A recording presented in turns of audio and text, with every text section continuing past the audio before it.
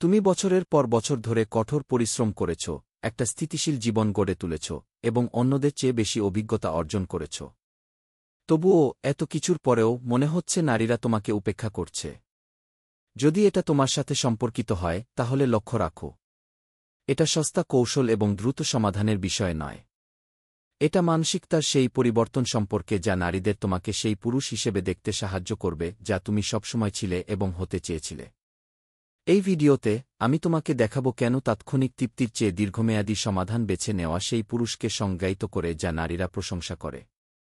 ভিডিওর শেষে তুমি বুঝতে পারবে কতটা সহজ কিন্তু উদ্দেশ্যমূলক কাজ তোমার আত্মবিশ্বাস ফিরিয়ে আনতে পারে এবং তোমাকে যেভাবে দেখা হয় তা পরিবর্তন করতে পারে। সমস্যাটা এখানে, জীবন যখন আরামদায়ক হয়ে ওঠে তখন বৃহত্তর চিত্রটি সহজেই ভুলে যাওয়া যায়। এখানে একটি ছোট ছাড়, সেখানে একটি মিস করা অনুশীলন, এগুলো ছোট জিনিস বলে মনে হয়, কিন্তু নারীদের কাছে এগুলো আরও গভীর কিছুর ইঙ্গিত দেয়।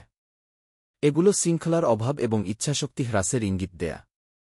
এবং আসুন সৎ হই, তুমি যেভাবে নিজের যত্ন নিও তা প্রতিফলিত করে যে তুমি তার যত্ন নিবে। তুমি কি তোমার যৌবনে যে পুরুষ হওয়ার স্বপ্ন দেখেছিলে সেই পুরুষ হয়ে উঠছ? যদি না হয় তাহলে এখনই তোমার পথ পুনর্বিবেচনা করার সময়। নারীরা সেই পুরুষদের প্রশংসা করে যারা বর্তমান মুহূর্তকে অতিক্রম করে পরিকল্পনা করে। এটা ধনী বা নিখুঁত হওয়ার বিষয়ে নয়, বরং এটা দেখানোর বিষয়ে যে তুমি কিভাবে অগ্রাধিকার দিতে জানো। যে পুরুষ তার স্বাস্থ্য, আর্থিক স্থিতিশীলতা এবং ব্যক্তিগত বিকাশে বিনিয়োগ করে সে স্পষ্ট উচ্চাকাঙ্ক্ষা প্রদর্শন করে। এই গুণাবলী কেবল আকর্ষণীয় নয়, এগুলি চৌম্বকীয়। সে শৃঙ্খলা বজায় রাখে, চিন্তাশীল সিদ্ধান্ত নেয় এবং সর্বদা সামনের দিকে তাকায়। তার কাছে তুমি কেবল একজন অংশীদার নও, তুমি একজন নেতা, ভবিষ্যতে তার উপর নির্ভর করতে পারে এমন কেউ। তাহলে তুমি এই রূপান্তরটি কিভাবে শুরু করবে? এটা তোমার ধারণার চেয়ে সহজ।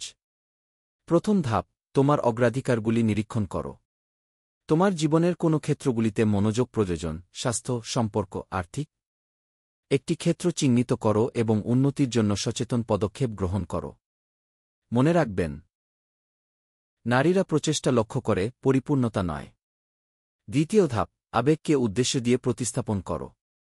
পরের বার যখন তোমার সামনে কোনো বিকল্প আসবে, অর্থ ব্যয় করো, গুরুত্বপূর্ণ কিছু এড়িয়ে যাও, অথবা কম খরচে থিতু হও, তখন নিজেকে জিজ্ঞাসা করো, এটা কি 5 বছরের মধ্যে আমার কাজে আসবে? এই প্রশ্নটিই তোমার অভ্যাস এবং সিদ্ধান্ত পরিবর্তন করতে পারে। তৃতীয় ধাপ, ধারাবাহিকতা বিকাশ করো। ধারাবাহিকতাই তাদের আলাদা করে যারা ছাপ ফেলে তাদের থেকে যারা ম্লান হয়ে যায়।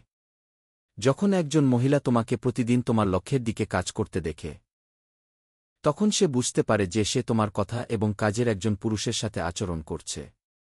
এটা স্বীকৃতির পিছনে ছুটতে বা অন্য কারো মতো দেখতে চেষ্টা করার বিষয় নয়। এটি নিজের সেরা সংস্করণ হয়ে ওঠার বিষয়ে। নারীরা যে ধরনের পুরুষকে সম্মান করে এবং আন্তরিকভাবে প্রশংসা করে, যদি এটি অনুরণিত হয় তাহলে থামবেন না।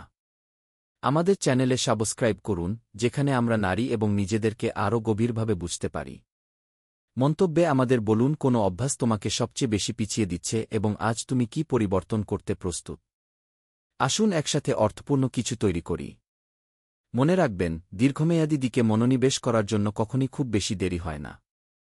আজই শুরু করুন। পরবর্তী ভিডিওতে দেখা হবে।